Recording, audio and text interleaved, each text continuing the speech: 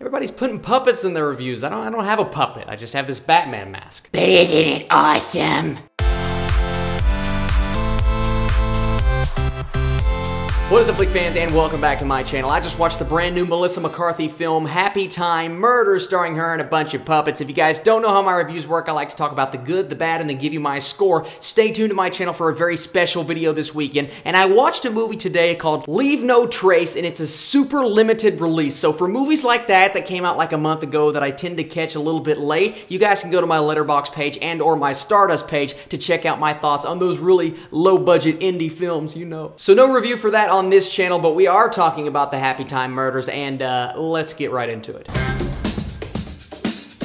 Alright, so this is directed by the son of Jim Henson. His name is Brian Henson, and this is a movie revolving around two cops, one puppet, one human, that go on to solve a case. It's the murders of the Happytime crew. It's this old show that used to come on television, and somebody is doing it. They have to solve it and figure out who is murdering all of these puppets, not humans. And it's an interesting concept, right? Since we are talking about the good, I will start there with Melissa McCarthy, who always manages to deliver. Now, in this movie, I don't know if she really measured up to how she usually does, but there are some jokes and moments in there where I'm like, okay, Melissa McCarthy, you're not giving a great performance, but you are funny, and you do have good comedic timing. Some of the voices of the puppets I loved. I mean, some of them sound like it's recorded in a studio, and I'm like, okay, I can forgive that, as long as the voice is funny and or it fits the character. And for a lot of them, I'm like, that voice really fits that character, or that voice is just funny, and I enjoyed the on-screen presence from it. And another thing that I have to give kudos to for this film,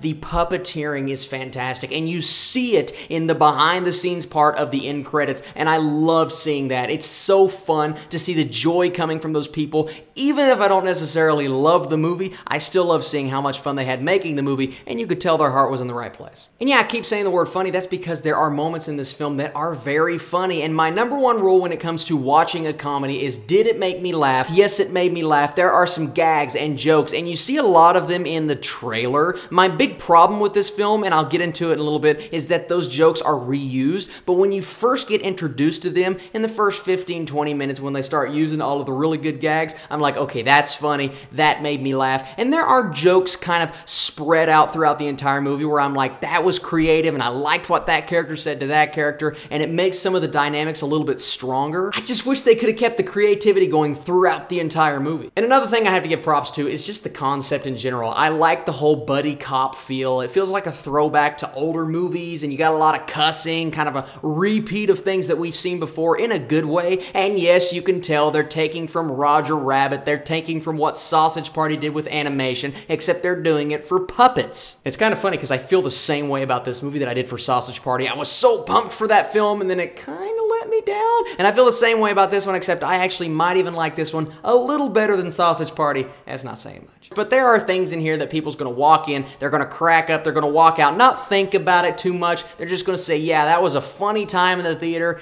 nothing more. It's sad to me that you had such an interesting idea, puppets with humans, and you're going dirty with it, and they couldn't really capitalize on it. As a movie, this would have made a great 15-minute short film. And that is where we get into my negatives. I already said this, I will say it again, but they just reuse the same jokes. I mean, the jokes start out, they're really funny. It's like, oh, you've got this really dirty gag, and you've got this really funny cuss word, but they keep using those dirty gags and funny cuss words throughout the entire movie. There's this thing that our main character does. It's Phil Phillips. I like the name. But he's smoking a cigarette, and he's blowing the smoke, and it's like, oh, that's a pretty cool special effect. He's blowing the smoke, and he's actually doing it. It's a puppet. Well, he keeps doing it throughout the movie, and it's like, okay, yeah, you got the cool special effect going. Oh, he's blowing the smoke again. Yeah, we can tell the puppets actually do. You're rubbing in our faces. Stop it. Another thing that really bothered me is, why did they use so much CGI in this film? It's a movie about puppets with humans. Now, I get it, they're going to use CGI to remove the people with the green screen costumes. I get that. But when they're driving in the car, why did every single time they rode in a car, or even when they're walking down the street, you have a CGI background? Why not just get an actual background, or just actually walk down a street instead of standing in front of a green screen? I don't necessarily understand that. Look, I don't know how much this movie cost. cost, but it had to cost a lot because of the overuse of green screen that really didn't look that good, so I guess they didn't spend too much. And yes, you have the jokes that they're saying over and over and those fall flat. Okay, but then you have the jokes, and this is even worse, that they just really fall flat, as in they're not funny. They were never going to be funny. Someone will say a joke on screen, and then there's this awkward silence, you know, the pause for the audience to laugh. And it did happen when the jokes worked, but I'd say 55–60% of the time, the jokes didn't work. And when they didn't work, the audience could really feel it because everybody's just sitting there like,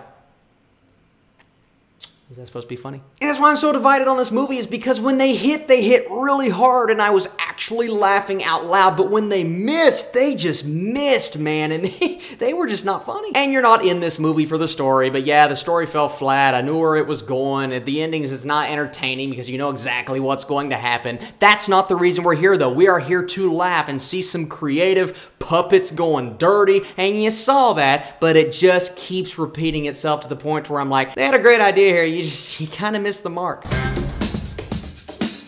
And I know it sounds like I've been grilling this movie in the negatives, and it's got a super low Rotten Tomatoes score, and the critic score is very low. I'm not going to give this movie a super low score. I'm going to give it a 50% because I do believe there is enough good in there to get you to the theater and see this, because after this film, I don't think this concept is going to be hit on again, so this might be the only time you get to see dirty puppets, and if that's something that floats your boat, then my God, you go see those dirty puppets, because there are some laughs to be had. It's just, as a movie, unless you completely turn your brain off and don't care about a story or cohesiveness or laughing at the same jokes, then you might enjoy it. I had some moments in there that I really enjoyed. So thank you guys so much for watching this video. Be sure to check out my other reviews this weekend on all of my platforms. I have a Netflix review coming out tomorrow and a special countdown/Q&A video finally releasing. You guys are the absolute best, and I will catch you later.